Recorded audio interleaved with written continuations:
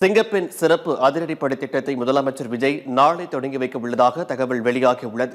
பெண்கள் மற்றும் குழந்தைகளின் பாதுகாப்பை காக்கும் வகையில் சிங்கப்பெண் சிறப்பு அதிரடிப்படை என்ற புதிய திட்டத்தை தமிழக அரசு உருவாக்கியுள்ளது. பல்வேறு காரணங்களால் ஒத்திவைக்கப்பட்ட இத்திட்டத்தின் தொடக்க விழா நாளை சென்னை எழும்பூரில் முதலமைச்சர் விஜய் தலைமையில் நடைபெறவுள்ளதாக தகவல் வெளியாகியுள்ளது. முதலமைச்சர் விஜயின் நேரடி வழிகாட்டுதல் மற்றும் கண்காணிப்பின் கீழ் பிரத்யேகமாக செயல்படவுள்ள இந்த சிங்கப்பெண் சிறப்பு பிரிவுக்கு ஐஜியாக பவானீஸ்வரி நியமிக்கப்பட்டுள்ளார்.